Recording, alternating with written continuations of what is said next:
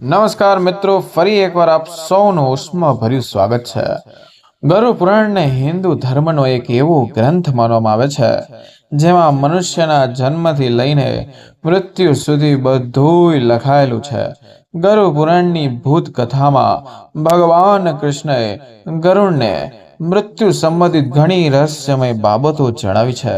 મૃત્યુ પહેલાના ચિહ્નો, મૃત્યુ પછીની ઘટનાઓ, મૃત્યુ પામેલા લોકો, યમલોક, નરકના લોકો વગેરે વિગતવાર વર્ણવવામાં આવ્યા છે।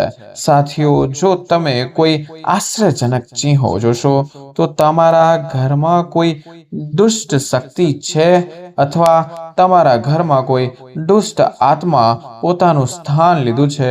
આ ચિહ્નો ખૂબ જ ભયંકર અને ખતરનાક છે। ઘણા લોકો આ જથ્થાને સંયોગ તરીકે અવગણે છે, પરંતુ ભવિષ્યમાં તેમને મુશ્કેલીનો સામનો કરવો પડી શકે છે। જો કોઈ ભૂત અથવા દુષ્ટ શક્તિ ઘરમાં પ્રવેશ કરે છે તો ઘર પર મુશ્કેલીનો પહાડ તૂટી જાય છે। ઘરમાં રહેતા લોકોને અચાનક મૃત્યુ પર દુઃખનો સામનો કરવો પડી શકે છે।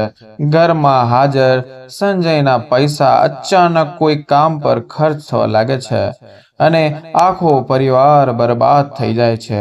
તેથી જો તમને પણ તમારા ઘરમાં આવા સંકેતો મળશે તો અમે તમને આ વિડીયોમાં જણાવવા જઈ રહ્યા છે તે ખાસ સંકેતો, તો તમારે સમયસર પગલાં લેવા જોઈએ। આ ચિહ્નો સૂચવે છે કે એક દુષ્ટ શક્તિ તમારા ઘરમાં પ્રવેશી છે। આ દુષ્ટ શક્તિ તમારા પરિવારને વિવિધ મુશ્કેલીઓનું કારણ બનવાનું શરૂ કરે છે। તેથી તમે બધાએ ભગવાન કૃષ્ણ દ્વારા કહેવાતા આ સંકેતો પર ધ્યાન આપવું જોઈએ। આ ચિહ્નો સપના દ્વારા, પ્રકૃતિ દ્વારા અને પ્રાણીઓ અને પક્ષીઓ દ્વારા મળી શકે છે મિત્રો, જે જાણવું ખૂબ જ મહત્વપૂર્ણ છે। તેથી મિત્રો, હવે આપણે તે જાણીએ। પુરાણો અનુસાર, ગરુડ પુરાણ અનુસાર, એકવાર પક્ષીરાજ પ્રણામ કરીને ભગવાન શ્રી હરિને તે ચિહ્નો વિશે પૂછે છે કે ભગવાન, કયા માણસોના ઘરમાં દેવતાઓ રહેતા નથી, કયા માણસોના ઘરમાં ભૂત રહે છે, તો કયા ચિહ્નો છે જે ઘરમાં દુષ્ટ શક્તિ છે તે જણાવો, તે કેવી રીતના તેને શોધી શકાય છે। તો ભગવાન કૃષ્ણ ગરુડજીને જવાબ આપ્યો અને ઘણી રહસ્યમય બાબત જણાવી, જે આજે અમે તમને આ વિડીયો દ્વારા જણાવવા જઈ રહ્યા છે મિત્રો। ભગવાન કૃષ્ણ અનુસાર, જ્યાં ભૂત રહે છે તે ઘરમાં દેવી લક્ષ્મી માટે કોઈ સ્થાન જ નથી। જો કોઈ વ્યક્તિના ઘરમાં પ્રેત હોય તો તેને વિવિધ પ્રકારના ચિહ્નો મળે છે। આ ચિહ્નો તેમના ઘરની વસ્તુઓ દ્વારા અથવા સપના દ્વારા આવે છે। જો કોઈ વ્યક્તિ સપનામાં આ વસ્તુઓ જોવાનું શરૂ કરે છે તો તેને સમજવું જોઈએ કે તેના ઘરમાં ભૂત રહે છે।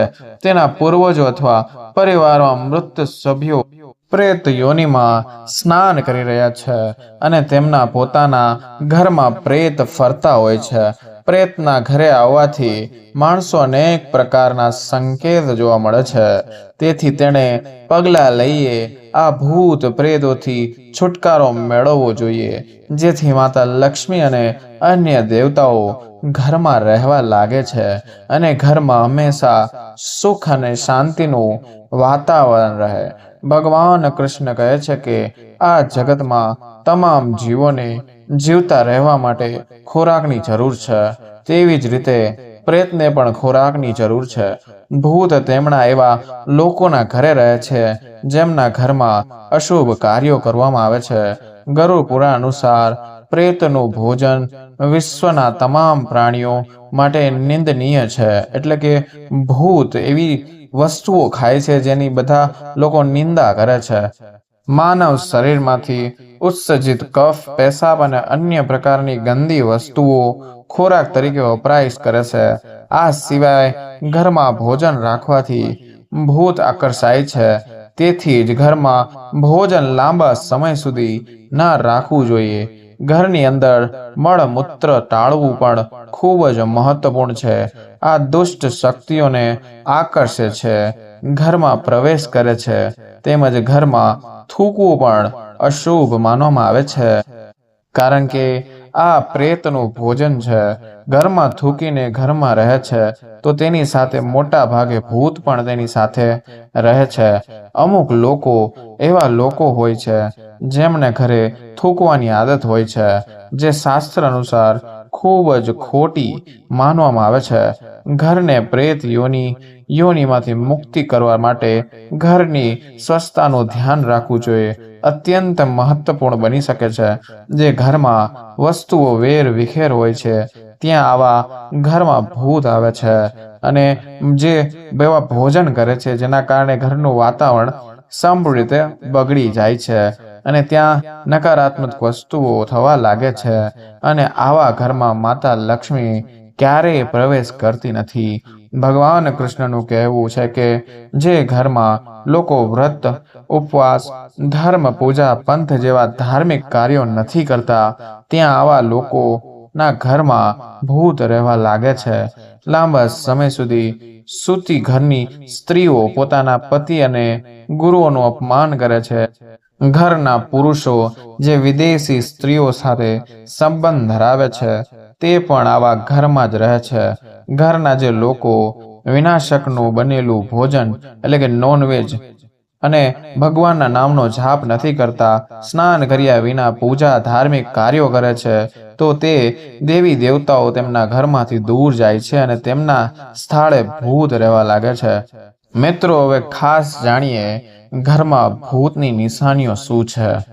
ભગવાન કૃષ્ણના જણાવ્યા અનુસાર ભૂખ અને તરસથી વ્યથ પરિવારના મૃત સભ્યો તેમના પ્રિયજનો ઘરમાં પ્રવેશ કરે છે. તેઓ હવાના સ્વરૂપમાં હોય છે, તેથી તેઓ મનુષ્યને દેખાતા નથી.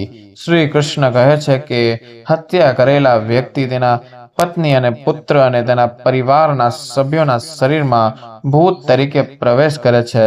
જો સપનામાં ઘોડો, હાથી અને બળદ જેવા પ્રાણીઓ વહેંચાયેલા સ્વરૂપમાં દેખાય છે અથવા પછી ગુસ્સામાં તમારા પર હુમલો કરે છે તો તમારે સમજવું જોઈએ કે તમારા ઘરમાં પ્રેત છે. જો કોઈ વ્યક્તિ જાગ્યા પછી પથારી પર પોતાને જુએ છે તો તે વિપરીત પરિસ્થિતિમાં છે, એટલે કે તે સૂતી વખતે સીધો છે, પરંતુ જેન પર તે જુએ છે તે તેનું માથું બીજી બાજુ છે, તો તેણે સમજવું જોઈએ કે તેના ઘરમાં ભૂત વધી ગયું છે.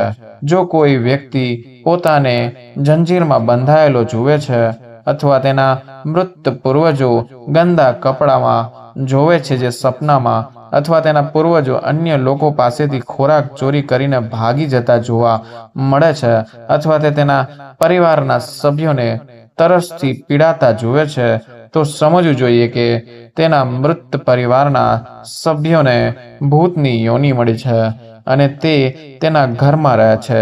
જો કોઈ પ્રાણી જેમ કે ગાય, આગલો, ઘોડો વગેરે મનુષ્યની ભાષા બોલતા સપનામાં દેખાય તો તે સમજવું જોઈએ કે તમારા મૃત સંબંધીઓ પ્રેત યોનિમાં ગયા છે અને તેઓ તમારા પોતાના ઘરમાં રહે છે. જો ઘરમાં વારંવાર તકલીફ આવતી હોય, જો તમારા ઘરમાં ગીધ બેસે છે તો તે ખૂબ જ અશુભ સંકેત માનવામાં આવે છે. આ નિશાની દર્શાવે છે કે તમારા ઘરમાં એક દુષ્ટ બળ રહે છે. જો તમને આવી નિશાની મળે તો તમારે તરત તેના માટે પગલાં લેવા જોઈએ.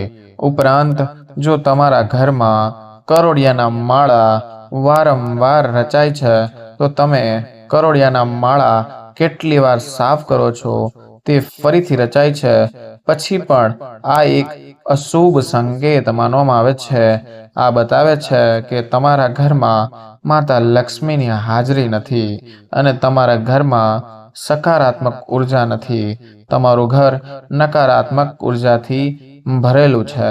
તમારે તેને તાત્કાલિક દૂર કરવા માટે પગલાં લેવા જોઈએ, નહીં તો તમને તેના ખરાબ પરિણામો જોવા મળી શકે છે. ભગવાન કૃષ્ણ કહે છે કે જો કોઈ વ્યક્તિને આવા ચિહ્નો મળે તો તેણે ગંગાના સ્થાને જવું જોઈએ અને ગંગા સ્નાન કરવું જોઈએ અને ભૂતને દૂર કરવા માટે બેલ વૃક્ષને પાણી આપવું જોઈએ. ઘરમાં હવન કરીને ગરુડ પુરાણનું પાઠન કરવું જોઈએ. આ સિવાય ઘરમાંથી ભૂતોને દૂર કરવા માટે દરરોજ ઘરમાં તુલસીના પાન સાથે ગંગા જળ છાંટવું જોઈએ. તેનાથી ઘરમાં સકારાત્મક ઉર્જા ઉત્પન્ન થાય છે અને ઘરમાંથી નકારાત્મક ઉર્જા બહાર નીકળી જાય છે. આજના વિડીયોમાં ફક્ત અમને જણાવો કે તમને આ માહિતી કેવી લાગી તે કમેન્ટ સેક્શનમાં કહી શકો છો.